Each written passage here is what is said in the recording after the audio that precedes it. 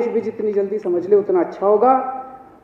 तो अध्यक्ष महोदय, मैं इसका समर्थन करता हूं और ये 3 कानून हैं, ये तीनों कानूनों को मैं सदन के सामने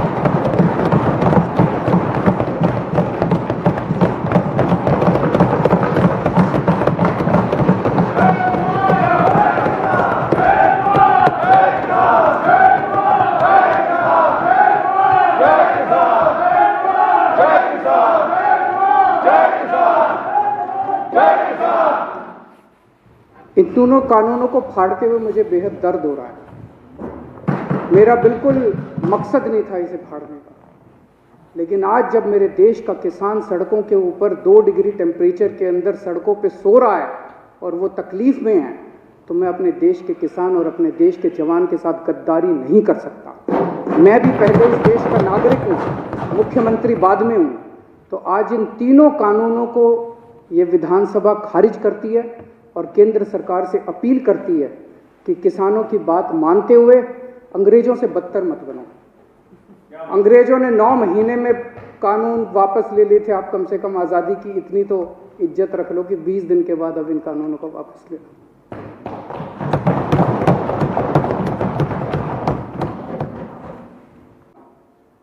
आज के इस खुदगर्ज दौर के अंदर भी ऐसे ऐसे लोग हैं जो दूसरों के लिए, समाज के लिए, देश के लिए, किसानों के लिए, उनके मन में इतनी पीड़ा है कि वो इतनी बड़ी सुप्रीम सैक्रिफाइस कर सकते हैं। जो पत्र लिखकर वो शहीद हुए, उस पत्र में उनका दर्द था कि मुझसे किसानों का दर्द देखा नहीं जा रहा। वो रोज़ सिंघू बॉर्डर पे आया करते थे, किसानों के लिए जैकेट, कंबल रोज़ लेके आया करते थे, और जब किसानों की वो पीड़ा उनके लिए असहाय हो गई तो उन्होंने ये शहादत दे दी। अभी तक 20 से ज़्यादा किसान इस आंदोलन में शहीद हो चुके हैं। इस आंदोलन को भी 20 दिन हुए हैं, तो लगभग रोज़ एक किसान इस आंदोलन में शहीद हो रहा है। मैं केंद्र सरकार से पूछना चाहता हूं कि और कितनी शहादत और कितनी जान आप लोग लोगे उसके पहले कि आप इस देश के किसानों की बात सुनोगे। अध्यक्ष महोदय, अंग्रेजों के समय एक ऐसा ही आंदोलन हुआ था 1907 में। उस आंदोलन का नाम था पगड़ी संभाल जट्टा। पंजाब में आंदोलन हुआ था, बिल्कुल हूबहू ऐसा ही आंदोलन। वो आंदोलन भी 3 कानूनों के खिलाफ था। अंग्रेजों ने 3 कानून पास किए थे, Bari Doab act, Punjab land colonisation act, Punjab land alienation act. और पंजाब के किसानों ने इसके खिलाफ आंदोलन किया था। इतनी संख्या में लोग इकट्ठे हुए थे। 9 महीने तक यह आंदोलन चला था अंग्रेजों के खिलाफ। तो एक तो ये केंद्र सरकार ये ना समझ ले कि ये किसान आसानी से जाने वाले हैं। उस आंदोलन की लीडरशिप की थी भगत सिंह के पिताजी ने, किशोरी सिंह जी ने, और भगत सिंह के चाचा ने, अजीत सिंह जी ने। उन दोनों ने मिलकर एक भारत माता निर्माण सोसाइटी बनाई थी। उस सोसाइटी की लीडरशिप के अंदर वो आंदोलन हुआ था इन तीनों कानूनों को खारिज करवाने के लिए। उस वक्त भी अंग्रेज सरकार ने कहा था थोड़े अमेंडमेंट कर देते हैं। कई राउंड्स ऑफ डिस्कशन हुए थे। अंग्रेज सरकार ने कहा कि इसमें थोड़े बदलाव कर देते हैं, लेकिन किसान डटे हुए थे कि हमें तीनों कानून वापस करवाने हैं, और अंत में अंग्रेजों ने तीनों कानून वापस लिए थे।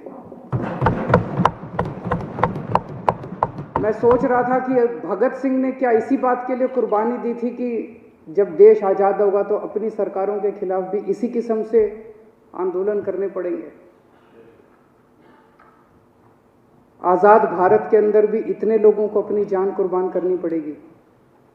आज कितने किसान हमारे सिंघू बॉर्डर के ऊपर सुप्रीम सैक्रिफाइस दे रहे हैं। एक एक किसान भगत सिंह बन के वहां पे बैठा हुआ है। केंद्र सरकार कह रही है कि किसानों को कानूनों का फायदा समझ नहीं आता।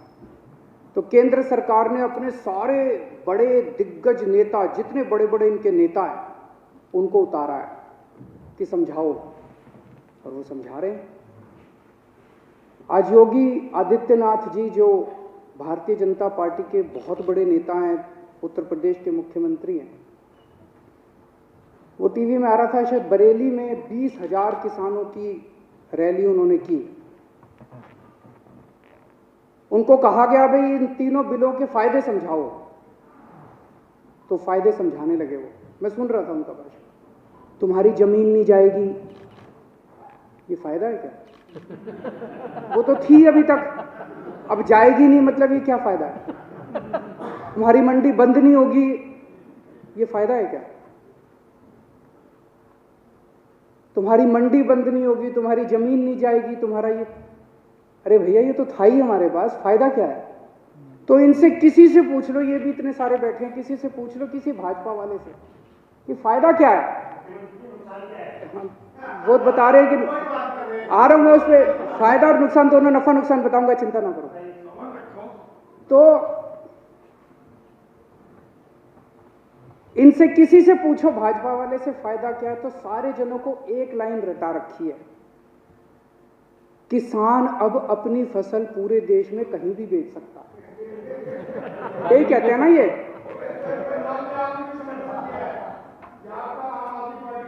तो एक मिनट मेरे को बोलने दीजिए। मैंने आप लोगों जब बोल रहे थे मैं चुपचाप सुन रहा था।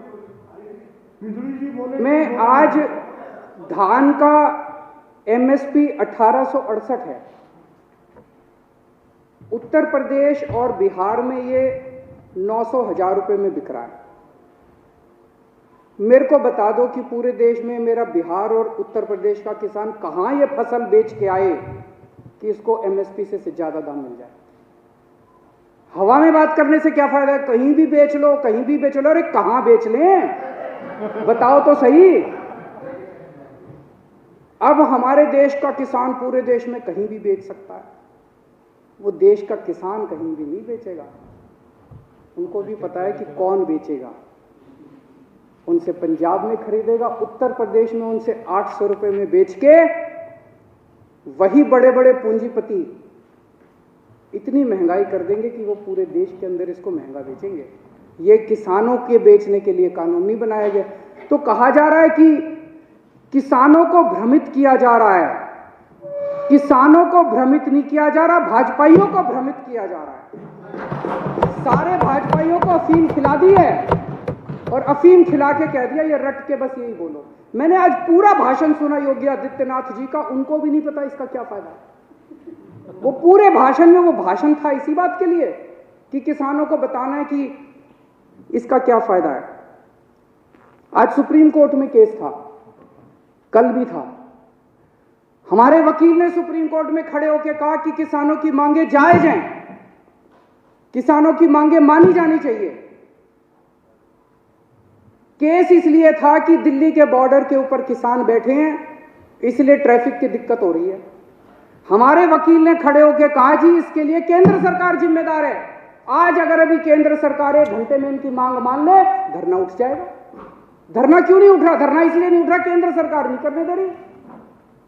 तो केंद्र सरकार का वकील बोलता है कि ये दिल्ली सरकार का वकील तो किसानों का वकील बन के बना हुआ है। मैं केंद्र सरकार वाले को कहना चाहता हूं, तुम भी किसानों के वकील बनो, तुम भी किसानों का काम किसके लिए करो। किसान इस देश का निर्माता है, और अगर किसानों की वकालत नहीं करोगे तो किसकी वकालत करोगे? दलालों की वकालत करोगे। एक कई लोग मुद्दा उठा रहे थे कि कोरोना काल में ऑर्डिनेंस क्यों पास किया गया, ऐसी क्या जल्दबाजी थी। अभी ये कानून शायद 70 साल के भारत के इतिहास में पहली बार हुआ होगा कि राज्यसभा के अंदर बिना वोटिंग के, वहां पे राज्यसभा अध्यक्ष ने पास करके पास कर दिया, जबकि पूरा हाउस चिल्ला रहा था। जैसे आप यहां बैठे हैं, कई बार हाउस चिल्लाता है, आपने तो कभी बिना वोटिंग के कोई कानून पास नहीं किया। अगर हाउस चिल्लाता है, आप 10 मिनट के लिए एडजर्न कर देते हो, फिर दोबारा बैठते हैं, फिर हाउस ऑर्डर में आ जाता है, फिर वोटिंग कराते हैं। पहली बार ऐसा हो रहा है कि बिना वोटिंग के अंदर 3 कानून बस पास कर दिए अध्यक्ष ने और पास हो गए, कोई वोटिंग नहीं कराई गई इसको। ऐसी क्या आफत थी कि ये कानून पास कर दिए गए? पिछले 6-7 साल से आप लोग देख रहे हो कि भारतीय जनता पार्टी ने चुनावों को कितना महंगा कर दिया, कितना पैसा खर्च होता है चुनाव के अंदर, कितना पैसा खर्च होता है। ये कानून किसानों के लिए नहीं बनाए गए, ये कानून भारतीय जनता पार्टी के चुनावों की फंडिंग कराने के लिए बनाए गए। इसको ये देश जितनी जल्दी समझ ले, किसान तो समझ गए, बाकी देश भी जितनी जल्दी समझ ले उतना अच्छा होगा। तो अध्यक्ष महोदय, मैं इसका समर्थन करता हूं।